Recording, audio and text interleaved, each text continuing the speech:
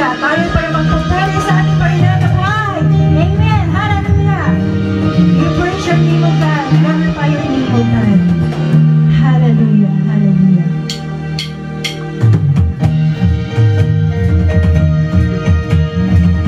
Hallelujah. Glorify your name, O God.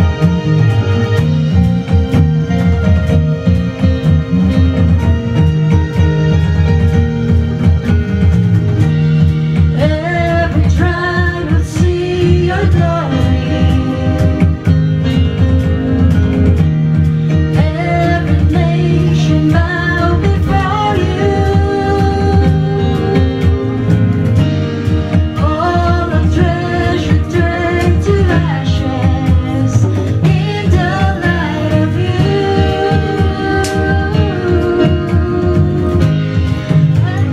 As we're singing, holy is the Lord Almighty.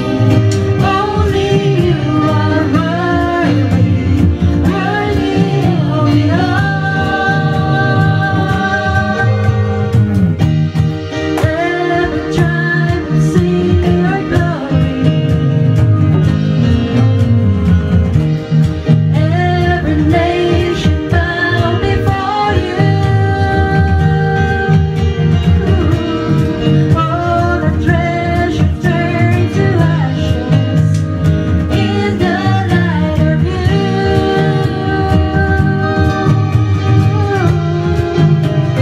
As we're singing, holy is the Lord Almighty.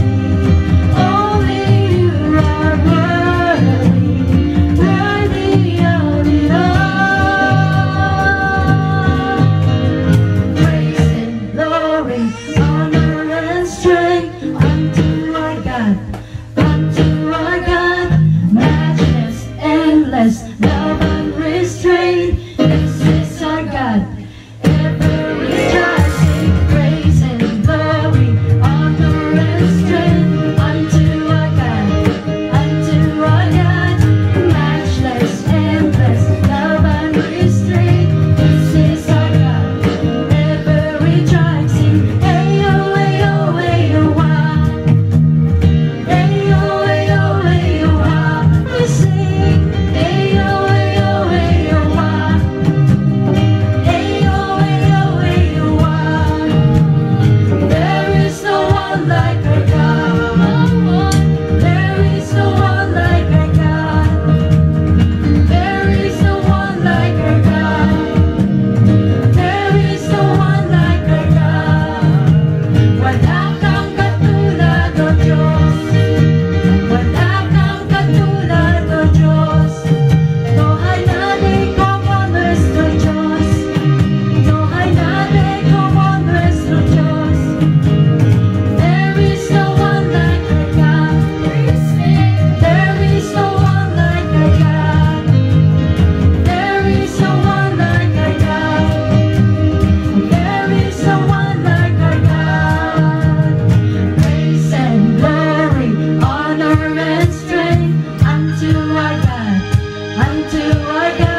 the matchless, endless, love unrestrained. This is our God. Ever rejoicing, praise and glory, honor and strength unto our God, the matchless, endless, love unrestrained. This is our God.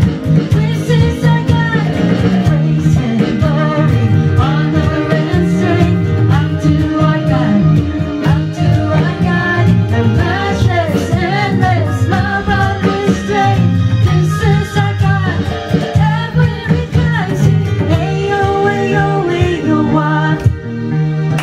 Ayo, ayo, ayo, wah. Ayo, ayo, ayo, wah. Ayo, ayo, ayo, wah. We sing, ayo, ayo, ayo, wah. Ayo, ayo, ayo, wah. Ayo, ayo, ayo, wah. Hallelujah. Praise you, Jesus. Glorify the name of God. Hallelujah. Yes, oh God, you are worthy to be praised.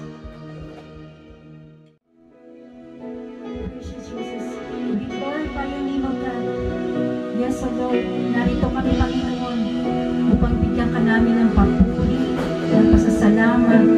Hallelujah. Lord, patuloy ka namin papupurihan sa lahat ng ginagawa mo sa aming buhay, O God. Hallelujah. We worship your name, O Lord. Praise you, Jesus.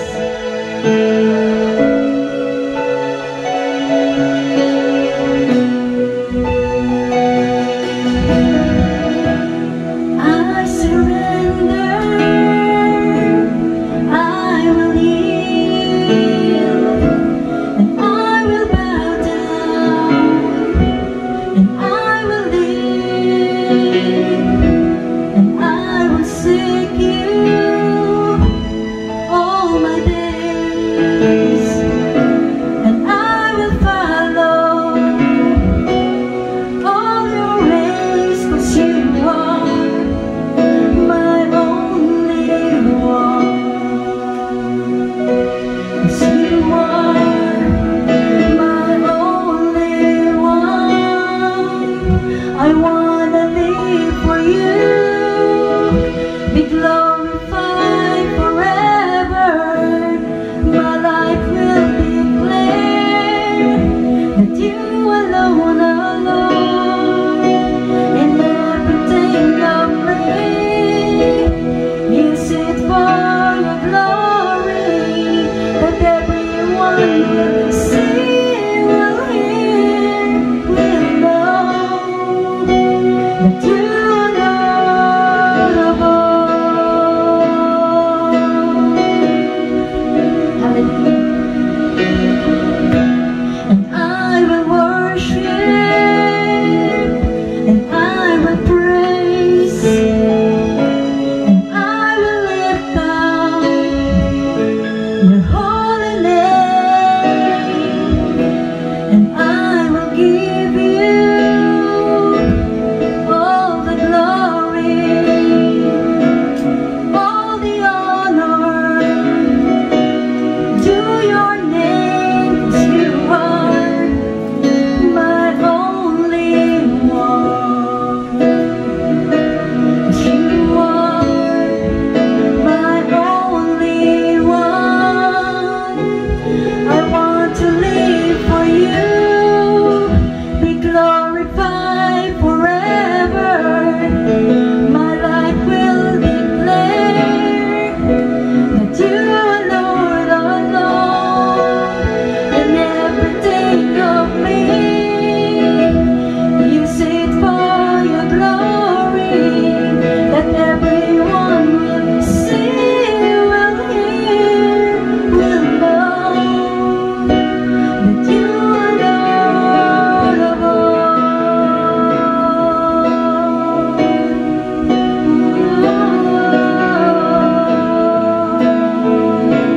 Hallelujah. Hear our lives, O God. Hear our lives, O Lord. Tulungan mo kami, Panginoon, na may handog namin ito sa Panginoon, ng buong puso, Panginoon, sapagkat ikaw, O God, ang aming Diyos na dakilang, Diyos na mapagpapala, Panginoon. At hayaan mo, Lord, na patuloy ka namin sambahin, papurihan sa gabi nito. Hallelujah. Use our lives, O God. Use our lives, Lord, to mold us, O God. Hallelujah. Hallelujah. Here I am, Lord, mold me. Here I am, Lord, use me. Here I am, Lord, send me for your glory. Here I am, Lord, mold me. Here I am, Lord, use me. Here I am, Lord, send me for your glory. Here I am, Lord, use me. Here I am, Lord, use me. Here I am, Lord, send me for your glory. I want to live for you, be glorified forever. My life will declare that you are Lord alone. And everything of me, use it for your glory, that everyone will see, will hear,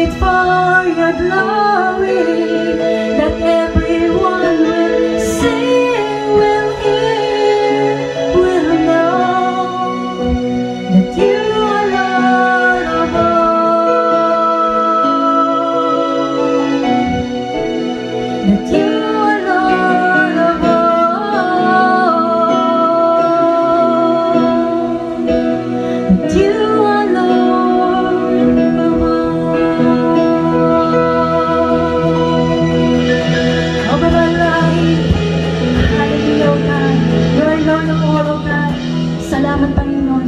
Pinapupurihan ka namin, pinasasalamatan ka namin sa pangalan ni Jesus. Hallelujah. Hallelujah. Glory, glory, hallelujah. Pagpalang gabi po, mga kapatid, Life Giver Cubao. Dito po tayo to talk about sa giving. No? Anyway, ako po si Sister Neri Villamor. Okay, so let's talk about giving.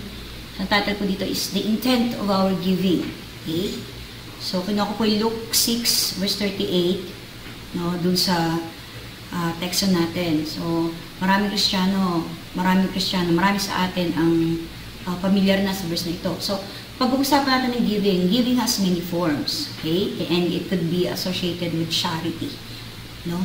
Yung charity, talagang makikita mo din yung bibigay, iba't ibang uri ng pagbibigay. So when it comes to giving, we embrace many promises from the Word of God. Bilang mga Kristiyano, tayo ay maraming mga pinangahawakang pangako ng Panginoon so that we are encouraged to give.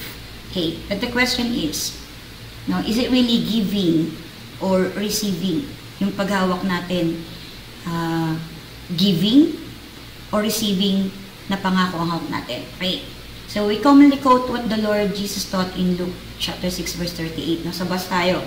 Sabi po doon, give and it will be given to you, good measure, pressed down, shaken together, and running over will be poured out into your lap. And then tumitigil na tayo doon. No, we usually stop there. Why? Kasi mula doon, na-encourage na tayo. Give and it will come back to you. Give and it shall be given back to you. So amen yun. Amen, that's amen. Kasi alam natin that if we give, or as we give, we will also receive. Okay? So let's continue what the Lord has said. For the measure you use, it will be measured to you. Okay? So for the measure you use, it will be measured to you. Meaning, the amount you give will determine the amount you get back. Whatever amount we give will determine the amount you will get back. Okay? But the question is, again, question ulit, do we really receive the same measurement by which we give? Parehas ba? Kung anong binigay natin, yun din ba ang bumabalik sa atin talaga? No? Sukat. Diba? Hindi po. Hindi po, diba? Bakit? Kasi ang katotohanan po dyan is we cannot outgive God. For example, magbibigay ako ng isang dakot na kaloob. So, babalik yon. Isang dakot ng kamay ng Lord. And we know that God is much bigger. Okay? Much bigger. So, ang bumabalik sa atin ay even more. Even more. Okay? We cannot outgive God. Okay? So, how would it be possible? Paano magiging possible yon? Yung ganon, that na ito ang measure na binigay mo, but bumabalik even more. So, I heard a lot of testimonies, no, na sinasabing, when they give, bumalik sa kanila, much more, double, or triple, or even more. No, and may mga testimonya din kami dyan, no? Lahat tayo may testimonya dyan about paano bumabalik sa atin, paano tayo, how the Lord, no, pays back sa atin. Pero hindi yan ang pagpo-focus natin ngayon, no? Hindi yung return na ating binigay. Okay? So, ulitin ko, how would it be possible that we receive far more than we give? Okay? Paano maging posible? It is in the intentions or the intent of our giving. Okay, ano nga ba yung intention natin? Ano ba pag sinabi intention? Pag sinabi intention, ito yung aim, goal, meaning or purpose, target, or objective ng ating giving. So, what is the purpose of our giving? Ano ba talaga ang purpose ba natin? Titigil ba tayo doon? I will give because I will receive. Commonly, ang mga tao, ganun, mag-isip. So, tingnan natin,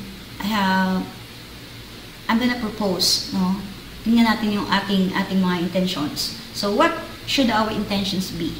Okay, number 1, nagbibigay tayo, okay, we give to be free from greed or greediness. Nagbibigay tayo, why? Gusto natin maging malaya mula sa pagkadamutan. No? Nagbibigay tayo mula sa kadamutan. Gusto natin maging malayo doon. What is greed? Okay? Ang dictionary defines greed as selfish and excessive desire for more of something such as money that is needed. So, kaya tayo nagbibigay. When we learn to give, we continually overcome selfishness. Why continually? Because the temptation of selfishness and greed come every payoff. No? Bawat kinsenas katapusan. Every time we are being blessed materially, dumadating yung temptation ng selfishness. Okay? So, when we learn to give, we bottle kadamutan or selfishness. Pangalawa, we give as a workman of good works. Kaya tayo nagbibigay. Ang intention natin doon is ipagpatuloy yung disenyo ng Panginoon sa atin, being workmanship, created in Christ Jesus to do good works. No? And that's in Ephesians chapter 2, verse 10. Pinagpapatuloy natin because we Christians, who believe in God, we are workmanship of God. We are workman of good works. That's why we give. Number 3, we give to obey God. Okay, alam natin sa Malakay chapter 3, no, sabi ng Lord, bring the whole time. Bring, kinukuman tayo ng Panginoon na dalhin. Okay, the 10th portion ng ating mga tinatangkili. Okay, nagbibigay tayo bilang pagsunod sa ating Panginoon. Kautusan niya po yan, no? Kautusan niya ang magbigay, lalo na po sa pagdadala ng ating mga ikapu. Okay. And number 4 is we give to worship God. Okay? In the Old Testament, whenever they come to the temple, whenever they go to the temple, hindi sila dumadating doon na walang offering. Okay? Kasi commandment ng Panginoon, no one shall appear before me empty-handed. So, pag mahirap lang talaga yung nag-aalay, pigeon ang inaalay, kalapati. Pero pag yung mga may pera naman, mga sheep, mga tupa, mga haing sunugin, okay, we give to worship God. So that's 4 intents, no, ng ating puso. Na titingnan natin na magbibigay ba tayo dahil nusod kang Panginoon? Nagbibigay ba ako kasi talagang binabattle ko yung kadamutan? Okay? Nagbibigay ba ako dahil ito ang aking disenyo? No? O nagbibigay ba ako dahil ako'y sumasamba sa Diyos? Okay, sabi ng Psalm 96 verse 8, give to the Lord the glory due His name, bring an offering and come into His courts. Okay, so we appear before God, we bring an offering. Kaya atin hindi naman tayo maka-appear online. Still, we appear sa presensya ng Panginoon. Okay, hindi naman sa building, sa presensya mismo ng Panginoon. To worship God should be our highest intent or motivation why we give. Not because we will receive something in return, but because we want, because we desire, and we intend to honor the name of our God. When we give, we honor Him. Okay? When we give, we honor Him. So, anong resulta? Kapag tayo ay natuto talaga ng pagbibigay, kapag ang intensyon ng ating mga puso sa pagbibigay ay naging tama, this is the result. Okay? So, Malakay 3 din. You know, so buksan niyo po ang inyong mga Biblia, Malakay 3, chapter 10, no? Commonly ginagamit na sa exhortation, but look for it sa inyong mga Bible. God, una, result ng ating giving, when we learn to give, God positions us in the place of overflowing blessings. Diba? Sabi niya, bring the whole tithe. Sabi niya, so that there will be food in my house. Try me in this, or test me in this, says the Lord, if I will not, sabi niya, if I will not open the windows of heaven for you. So, He positions us in the place of overflowing blessings. Sa ilalim ng mga nakabukas na bintana, pinoposition tayo ng Panginoon. Okay? That's the reason mayroong good measure, pressed down, shaken together, and running over. Kasi nandoon tayo sa nakaposisyon sa nakabukas na bintana ng kalangitan ng Panginoon. At ibinubuhos ng Panginoon ang kanyang pagpapala.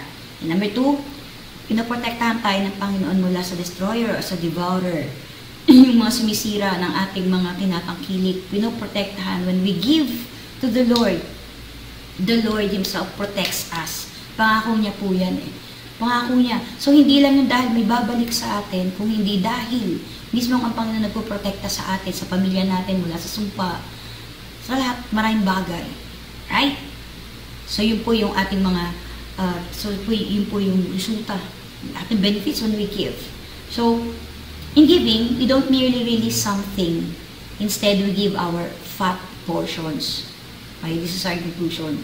Hindi lang tayo nagre-release when we give. Okay? Kung hindi, nag-aalay tayo ng fat portions in honor to God. Katulad ng ginawa ni Abel. Diba? Pinili niya yung pinakamainam. And sabi ng Bible in Genesis 4:4, the Lord looked with favor on Abel and his offering. Okay? Tinignan ng Panginoon ng may pabor, may grace, si Abel at ang kanyang offering. You see, in the Old Testament, when God received and accepted the offering, He makes the offering holy and the one who offers.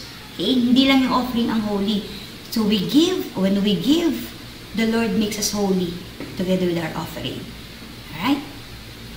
Just think about this. Giving is a matter of the heart. Okay? Giving is a matter of the heart.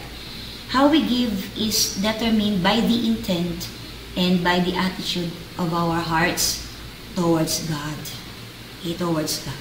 So, tayo magbibigay dahil ito yung pure intention ng ating puso. Amen? So, I hope na may buksan sa atin, not just kasi default na sa Panginoon yun, when we give, we receive. That's default. But the intention of our hearts, the intent of our giving, it will determine yung position natin sa place of blessing. So, let's pray. Father, thank you so much, Lord, for this time, and we pray, Lord, na patuloy po kami tinuruan, Lord, sa aming mga puso, yung pure intention of giving, Lord, because you are a generous God. We have lots of testimonies in this, but we don't focus because may binabalik ka sa amin, but we focus because we worship you. We give because we want to honor your name. Salamat po, Panginoon, pagpalain mo ang buong Life Giver, Central, at lahat ng sangay nito, maging Life Giver ko ba, and all the pastors and workers. We bless you, Panginoon, maging ang aming pong bayan ay napapakinabangan ng mga kaloob ng iyong mga anak. Salamat po. Purihin ka, Panginoon, sa pangalan ni Jesus. Amen. Thank you.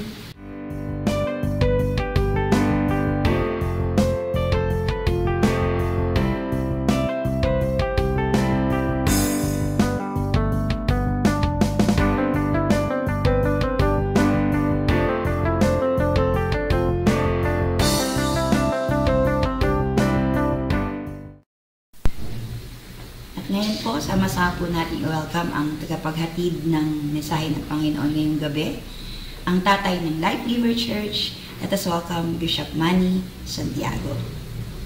Wow! Magandang Sunday po sa inyo pong lahat. Life Giver Cubao, salamat sa pag-invite po sa akin.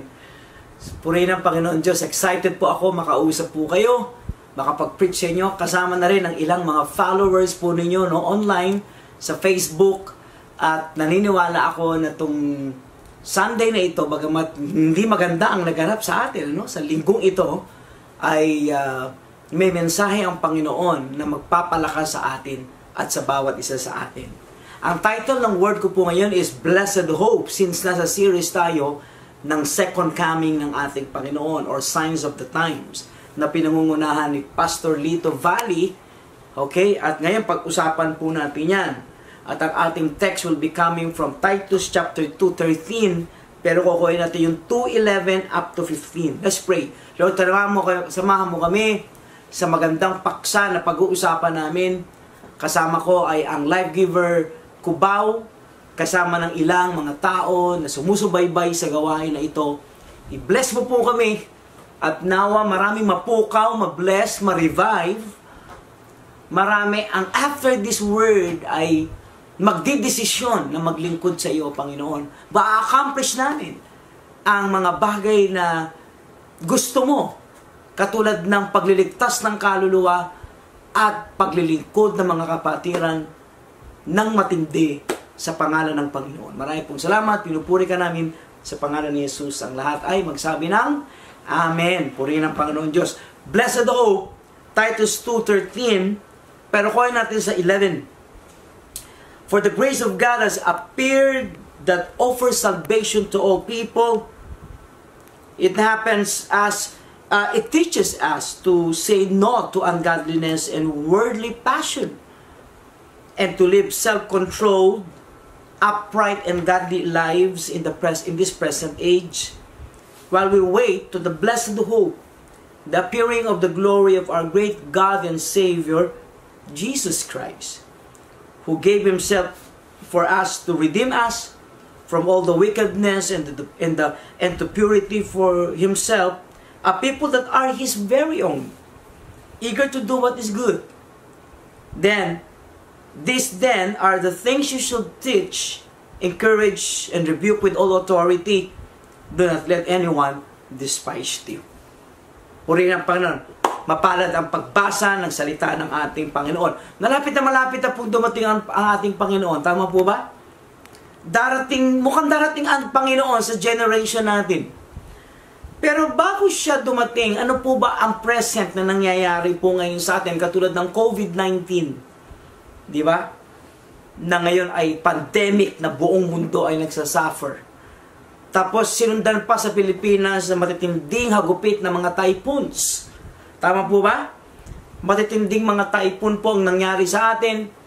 Katulad nitong Rolly, tapos sinundan po ng isang matinding typhoon ng Ulysses na umapekto sa atin sa NCR at sa gitnang Luzon.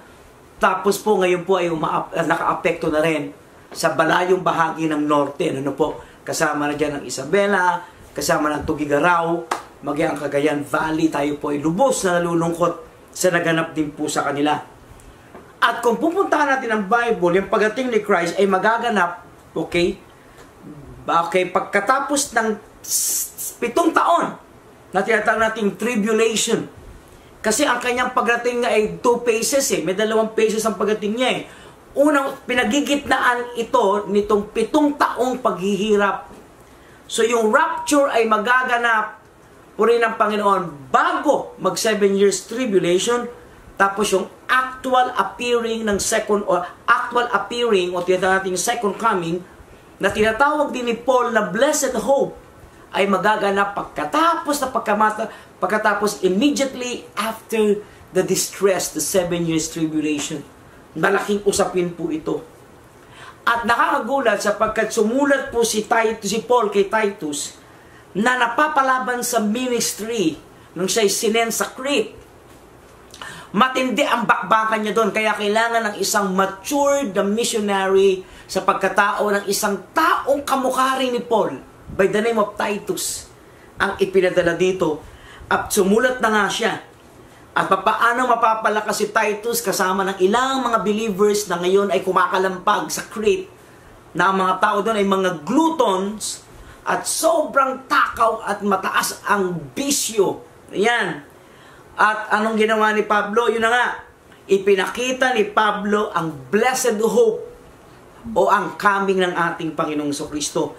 At tuturuan din ni Paul si Titus kung paano ang isang believer maghihintay sa blessed hope na ito o tinatawag nating second coming. So yan po ang paksa nitong Titus 2:13.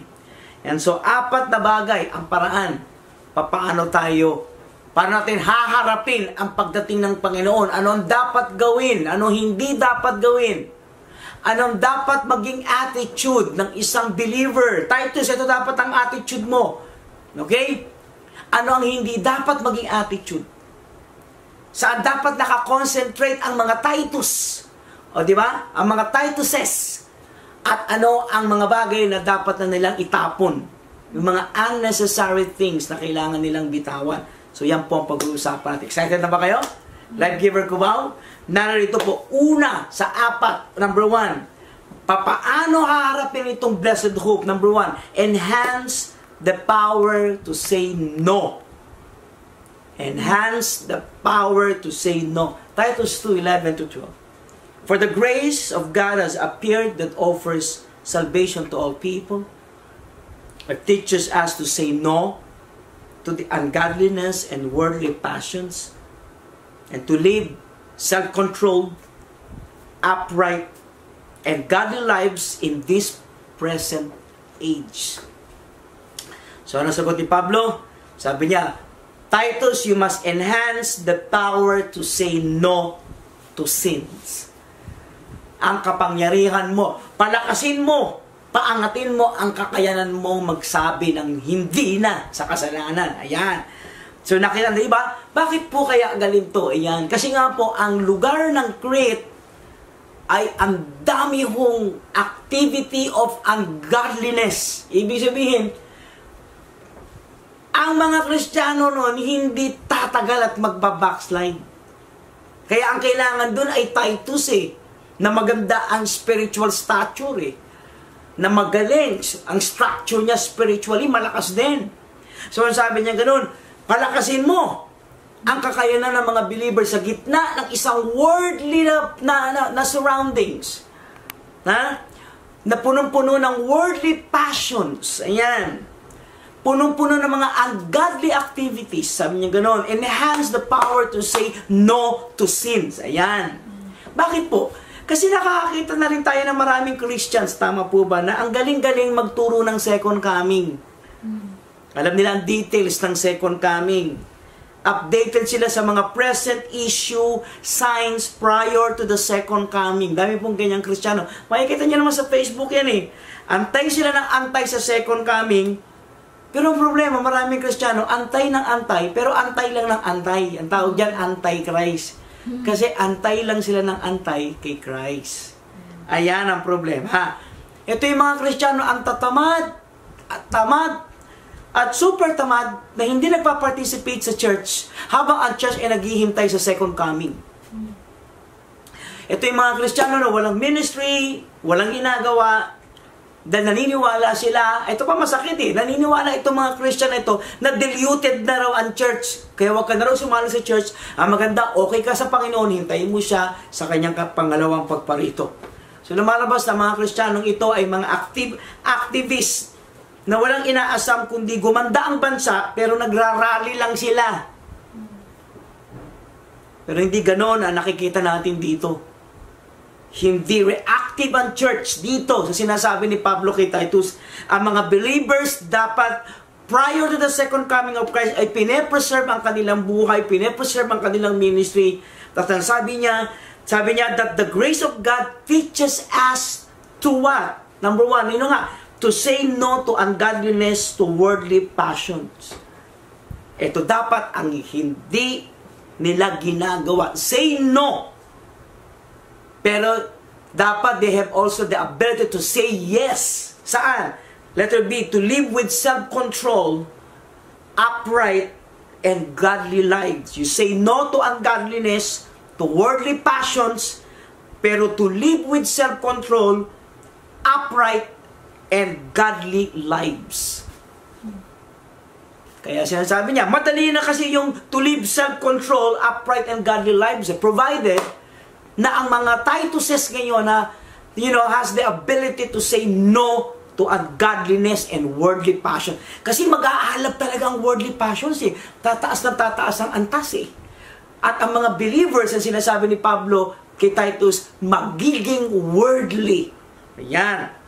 Kaya dapat talaga, sinasabi niya rito, di ba? Ang dami kasi anointing, di ba? Christians are craving for Moses anointing, for Deborah's anointing, for Davidic anointing, pero walang anointing to say no to sin. So we must have this ability, not only ability, but the anointing to say no to sin. Say no. No. Yun. Kaya kung di ka naman lumalabas na kung di ka naman malinis bilang Kristiyano, ang sinasabi ni Pablo kay Titus, kapag hindi sila malinis bilang Kristiyano, anong hinihintay nila? Ala silang hinihintay.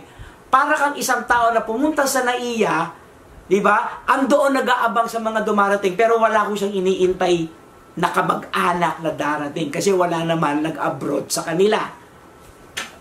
So, sinasabi natin dito, puri ng Panginoon Diyos, ang sinasabi natin dito, dapat sa paghihintay natin sa ating Panginoon, dapat active tayo. Hindi reactive. Dapat tayo super active. Unang-una, sa papaano parahan, enhance the power to say no because sin will escalate. Matindi ang pagtaas ng kasalanan. So, yun. So, how Diba? To wait for this blessed hope, enhance the power to say no to sin. Amen? Number 2, purihin ng Panginoon Diyos. Number 2 is keep the excitement to wait for the coming of the Lord. Verse 13. Ang sabi, while we wait for the blessed hope, the appearing of the glory of our great God and Savior, Jesus Christ. Very clear, mag-a-appear si Christ, yung glorious appearance ni Christ. Ang tawag kay Christ dito ni Paul, great God and Savior. Sa ibang relihiyon kasi, iba daw yung God doon, iba daw yung Savior, si Christ daw yung Savior, at yung God daw ang Ama. Hindi po yun ang tinutukoy rito po. Great God and Savior, Jesus Christ. So anong gagawin natin sa pag-iintay natin sa ating Diyos at sa ating tagapagligtas na si Kristo ang ating Panginoon? While we wait for the blessed hope. Waiting for the blessed hope. So keep the excitement as we wait. Tama ba? Tama ba? Ano ang hinihintay natin? Ang hinihintay natin is blessed hope.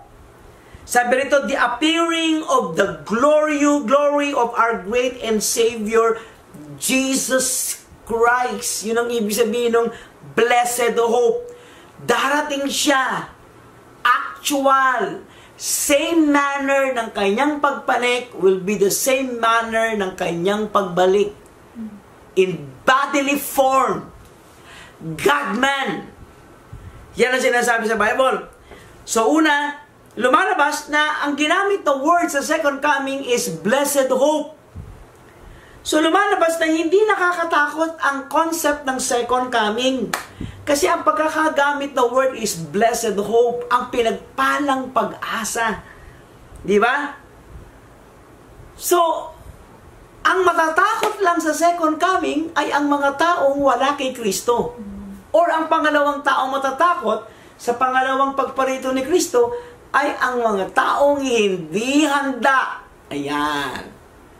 Kaya sabi nito, dapat yung ating paghihintay, punong-puno ng excitement, punong-puno ng adrenaline, punong-puno ng mataas na pag-e-expect, nagmamadali. Sige Lord, pero mapagpasensya, yan.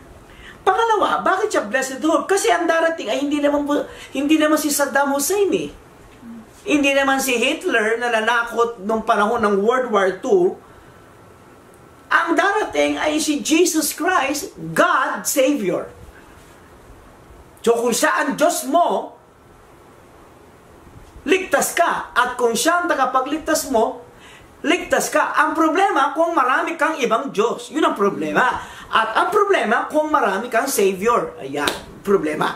So ang darating, kung talagang nag-commit ka na si Kristo ang iyong God, at wala na siyang contender sa buhay mo, maging masaya ka.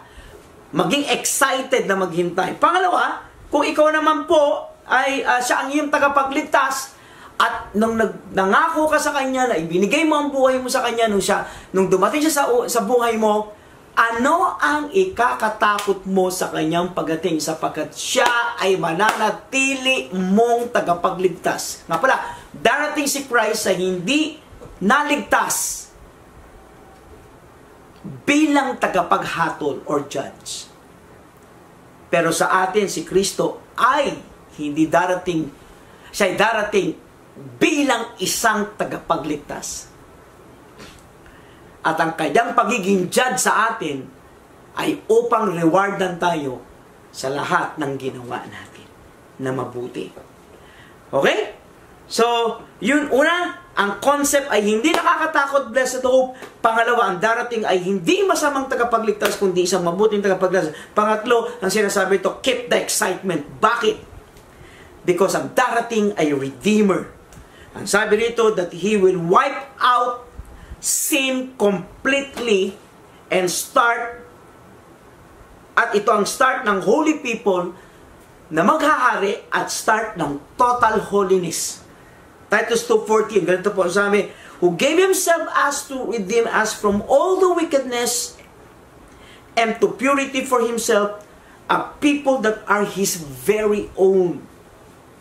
So darating siya upang completely i-redeem tayo at alisin na tayo sa presence ng wickedness at ilagay tayo sa complete purity for Himself, mga tao na completely malaya na at completely banal na sa Kanyang harapan.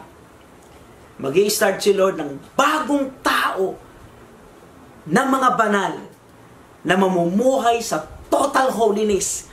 Magse-set up si Christ ng isang lugar at isang environment na completely banal at walang presence ng demonyo na maghahari at sisira ng puso't isip at buhay ng sino man. So, hindi siya nakakatakot. Purihin ng Panginoon. So, again, number 2, you keep the excitement as we wait for the coming of our Lord Jesus Christ. Amen? Number 3, be diligent to do good works. Be diligent to do good works. Titus 2, verse 14. Titus 2, verse 14, who gave Himself for us to redeem us from all wickedness and to purity for Himself, a people that are His very own, eager to do what is good. Eager to do what is good. Ito yung main point ng second coming. Ito rin ang main point ng salvation. Bakit tayo na-save? Tayo mga Kristiyano, bakit tayo na-save? Ano, para maghintay lang? Ito po yung point. Babasahin ko po, sapagkat sumunod din si Pablo sa taga-Epeso, na may ganitong concept, Ephesians 2, 8 to 9, 8 to 10. Ephesians 2, 8 to 10, for it is by grace that you have been saved through faith. This is not from yourselves, it is the gift of God, not by works, so that no one can boast. For we are God's handiwork, created in Christ Jesus, to do good works, which God prepared in advance for us to do. Point number 3, be diligent to do good work. Habang naghihintay tayo sa Panginoon, maging masipag gumawa ng mabuti. Sabi ni Pablo rito na tayo daw ay naligtas sa pamamagitan ng biyaya, hindi na sa pamamagitan ng ating sariling kabutihan. Tama po yan. Tayo ay naligtas sa Kanyang biyaya sa pamamagitan ng ating pananampalataya, hindi galing sa atin, sabi ni Pablo. Ito daw ay regalo ng ating Panginoon. Hindi sa mabubuting gawa, para huwag magyabang ang tao. Tama po ba? Pero matapos kang maligtas, hindi ka naligtas nito mabuting gawa mo. Pero kapag totoo ka nang naligtas sa biyaya ng Diyos, habang awa pag-ibig niya, sabi rito, verse 10, for we are God's handiwork, created in Christ Jesus, to do good works, which God prepared in advance for us to do. Bakit tayo naligtas? Hindi ka maniligtas sa mabubuting gawa, pero patapos kang maligtas, mag-uumpisa ka na ngayong gumawa ng mabubuting gawa na hinlandanan ng Diyos bago palikhain ang sanlibutan. Kasi isang araw, marinig mo ito. So, dapat pag born again Christian ka na at Christian ka na, ang ginagawa mo, score ka ngayon ng score na mabuting gawa. Score! Kasi lahat ng score mo ngayon, puntos ng puntos ngayon sa langit. Kaya ang taas ngayon ng score, di ba? Ng score mo. Ang taas. Bakit? Score ka ng score eh. May puntos ka na may puntos eh. Kasi doon tayo, yun ang purpose at yun ang reason bakit tayo naging Kristiyano. Upang tumunganga? Hindi po. Upang matulala? Ay lalong hindi po. Kundi para gumawa ng mabubuting gawa na magiging mensahe sa tao na ang Diyos ay buhay sa buhay natin. Which God prepared in advance for us to do. One day marinig po mo ito at may nakalagay sa scripture kung saan isang araw haharap tayo sa harapan ng ating Panginoon. Marinig mo ito. Matthew 25:23. Matthew 25:23, His master replied, well done, good and faithful servant. You have been faithful with few things. I will put you in charge of many things. Come and share your master's happiness. Yan ang maririnig mo sa mga Kristiyanong super sipag.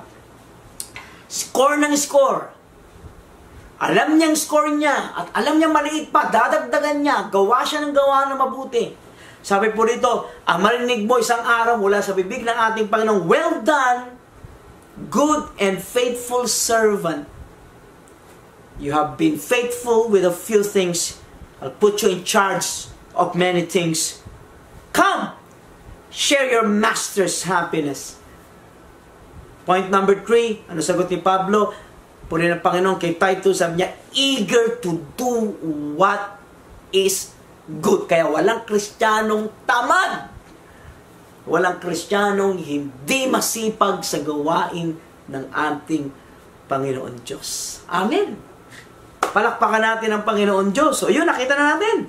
So, be diligent to do good work as we wait for the blessed hope. Darating na ba siya? Oo, gawa na. Tama na ang meeting, gawa na. Katulad ngayon, pandemic, ang daming nabaha ng Ulysses, ang daming sinirang gamit. Panahon na para gumawa tayo ng mabuti. Nakikita man o hindi, na ilalagay man sa Facebook o hindi, na itatag man o hindi. Time for us to do good works. Amen? Puri ng Panginoon Diyos. So, be diligent to do good work. Amen? And last but not the least, puri ng Panginoon, dito tayo mag-e-end. At nagpatuloy si Pablo by saying, be eager and excited to teach. Titus 2:15.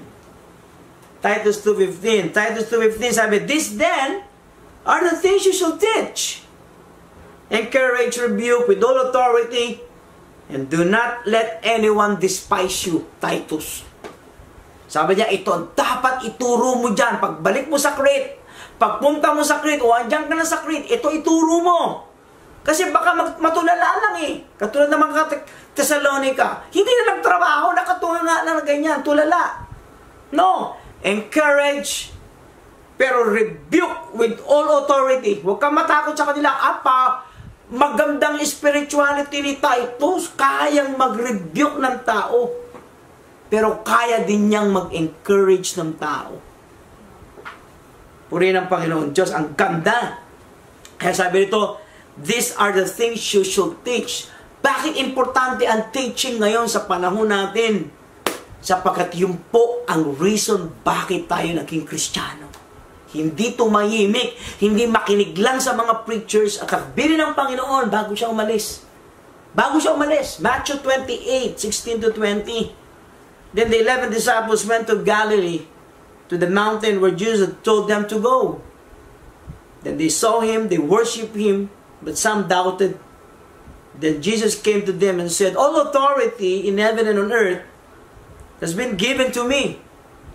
Therefore go and make disciples of all nations, baptizing them in the name of the Father, of the Son, of the Holy Spirit, and teaching them to obey everything I have commanded you. And surely I am with you always to the very end of the age. Wow! Ano ang bilin? Sabi rito, anong bilin? Sabi niya, therefore go and make disciples, baptize them, and teach them. And sabi niya, I will be with you always to the very end of the age. Time na ang lahat ng Christians magpa-training, maging life group leaders, mag-share ng Andrew, di ba? Mag-share ng life track. Kailangan wala tayong tigil, gamitin natin ang mga social media platforms upang makapag-share ng gospel, di ba? Ang ating Facebook account, punong-puno ng gospel, punong-puno ng pagtuturo mo. Huwag kang tumigil. Magdala ng tao, ibalik sa Panginoon, sa kalooban ng Diyos, diba? I-reach out ang mga nag-backslide, alisin sila sa kamay ng kalaban, ibalik sa Panginoon sa mamamagitan ng ginhawa, galing, husay natin sa pagtuturo. Importante ba ito po? Opo. Tingnan niyo po ito, Romans 10, 14-15. How then can they call on the one they have not believed in? And how can they believe in the one of whom they have not heard? And how can they hear without someone preaching to them? And how can anyone preach unless they are sent? As it is written, how beautiful are the feet of those who bring good news. Ang pinakamagandang bahagi ng katawan ng tao sa Biblia, isa ay ang paa. Kasi ang paa ay nagre-represent ng pagdadala ng mabuting balita. How lovely are the feet of those who bring good news. We cannot escape this calling, this mandate. What is the mandate? To teach, to preach, to share, to tell someone about the good things about the gospel, about Jesus Christ. Don't stop teaching, don't stop preaching. May mga tao po na pinagbabawalan ang tao magturo. Yung mga babae, pinagbabawalan nila magturo. Huwag ko kayo makikinig sa kanila. Magturo po kayo. Mangaral. Sapagkat malapit na hong dumating ang ating Panginoon. Sa paghihintay na natin dito, sa Kanya, importante tayo ay ipadala, tayo ay i-train. So, wag mo hayaan, wag mong i-deprive ang sarili mo na hindi ma-train. Magpa-train ka upang maging effective kang teacher. Bakit? Hindi mo maiiwasan, may tuturuan ka. Ang mga tao ngayon, uhaw na uhaw. May mga tao nagtatanong. May mga tao naghahanap ng tulong, humihingi ng tulong. Time for us to teach. Napakasarap na ma-involve sa pagtuturo. So, be eager and excited to teach. Sabi ni Jesus Christ, teach them to obey everything I have commanded you. Sabi ni Lord, Lo, I'll be with you always. Hindi iiwan ni Lord ang lahat ng mga Kristiyano na nag-respond sa calling. Magtuturo ako. So, you teach. You teach. Anong gagawin natin sa Blessed Hope? Malapit na dumating ang Panginoon. 4 na bagay from Titus chapter 2, 11 to 15. Number 1, enhance the power to say no to sin. Number 2, keep the excitement as we wait for the coming of the Lord Jesus Christ. Number 3, be diligent to do good works. And number 4, be eager and excited to teach. I'll tell you this, malaki ang reward po natin. Sa mga kapatiran natin na nagpapaturo, congratulations, but balang araw, kayo naman ang magtuturo sa tao. Kayo naman ang magkakait sa tao. Kayo naman ang gagamitin ni Lord sa pagbabago ng ibang tao. Sa lahat na naghihintay sa ating Panginoon, tumayo tayo lahat. Taas natin ang ating kamay, tanda ng pagsuko. Ba't hindi mo isuko ang iyong buhay sa ating Panginoon? Tanggapin si Kristo bilang Panginoon tagapagligtas. I'll tell you this, your life will never be the same again. Sumunod ka sa akin sa panalangin, sabi mo, Panginoong Jesus, tinatanggap kita sa aking puso bilang Panginoon at tagapagligtas. Baguhin mo ako. Patawarin lahat ng aking kamalian at handa akong tanggapin ang bago kong pagkatao at ang bago kong buhay kasama si Jesus na aking Panginoon. Salamat po sa mga ito. At naniniwala ako na pupuhusan mo ako ng Holy Spirit upang maging kagamit-gamit ako bago ka dumating sa iyong pangalawang pagparito. Handa ako kasama ng aking pamilya, haharap sa iyo at tatanggap ng reward. Maraming pong salamat sa pangalan ni Jesus. Amen. Kung tinanggap mo ang Panginoon, nagbago at may pagbabagong magaganap po sa iyo mula ngayon at sa darating pang panahon. At sa lahat ng mga life giver ko ba, pagpalain tayo ng ating Panginoon. Hallelujah!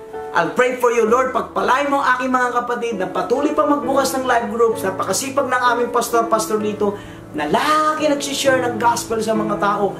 At ngayon na naman, may project na naman ang simbahan namin. Mag-reach out ng lahat ng tinamaan ng Ulysses.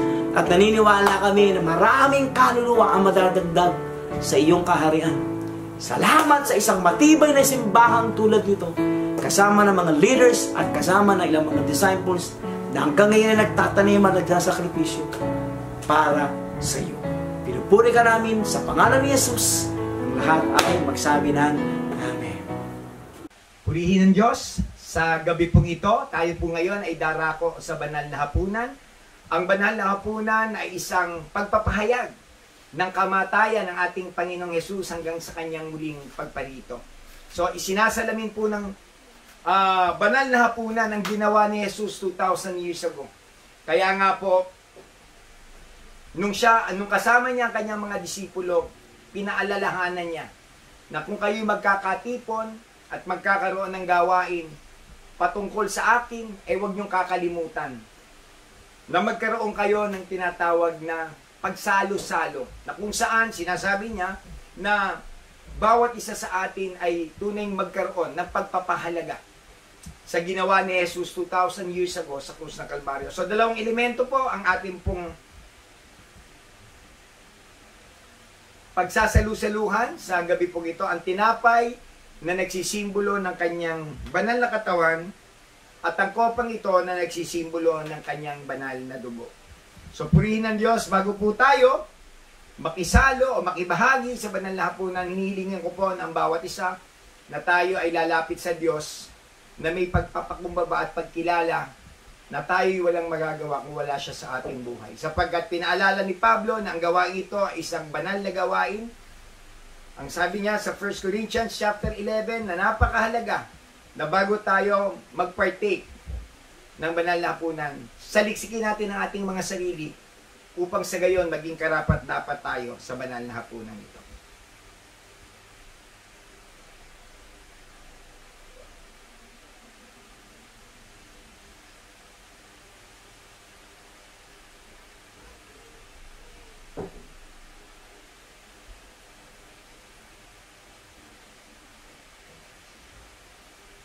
Dakilang Diyos, aking Ama, sa pangalan ni Jesus, salamat sa iyong mga salita.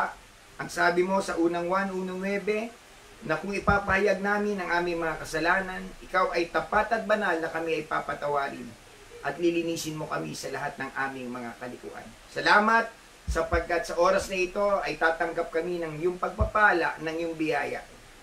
Mula Panginoong Diyos, hallelujah, sa banal na hapunang ito, na nagsisimbolo ng iyong tagumpay 2,000 taon na nakakaraan upang ipabatid sa bawat isa sa amin na ang sino mang nakipag-isa sa iyo, Panginoong Diyos, ay sasamahan mo hanggang sa wakas ng sanlibutan. Marami pong salamat, aming Ama, pinupuri ka namin, sinasamba ka namin, ito ang aming samot dalangin sa pangalan ni Jesus. Amen. Taas po natin ang tinapay. Ang tinapay na ito ay nagsisimbolo ng katawan ng Panginoong Jesus na damayubay sa krus ng Kalbaryo. Sa tuwing tayo po ay kakain ng tinapay nito, pinapahalagahan natin ang ginawa ni Jesus para sa bawat isa sa atin. Sa pagtanggap natin ito ay tatanggap tayo ng pagpapalat, biyayang galing sa Kanya, sapagkat sa pamamagitan ng Kanyang katawang ito na nabayubay sa krus, ito'y nagbigay sa atin ng tagumpay laban sa lahat ng gawa ng kaaway. At ito rin ang magbibigay sa atin ng kagalingan, proteksyon sa lahat ng sakit at karamdaman. Ito ang simbolo ng katawan ni Jesus na siyang nabayubay sa krus ng Kalbaryo. Tanggapin po ng bawat isa ang tinapay nito na nagsisimbolo ng kanyang katawan.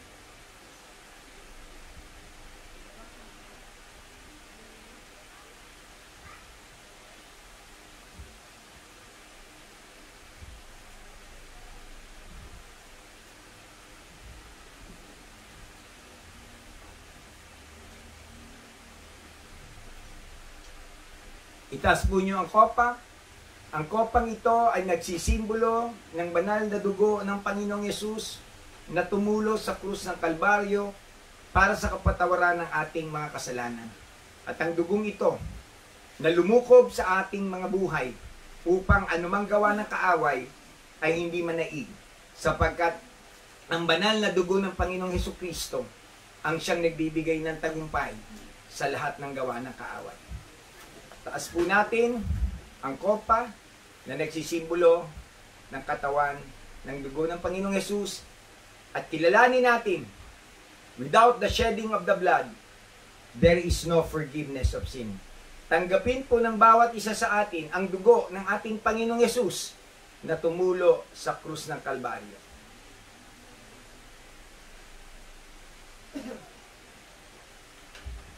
Panginoon, marami pong salamat sa mabiyayang habag, mabiyayang awa. Salamat po sapagkat patuloy namin tinutupad ang iyong kagustuhan, ang iyong kalooban. Sapagkat sabi mo sa John 14:15, kung mahal ka namin, susundin namin ang lahat ng iyong pinag-uutos. Maraming salamat, Ama. Ito po ang aming samot dalangin sa pangalan ni Jesus. Amen. Thank you, Lord. We will go now to the benediction. Hallelujah. Raise your hands. May the Lord bless you, keep you, shower you with His blessing and favor in Jesus' name. And everybody say, Amen. God bless you.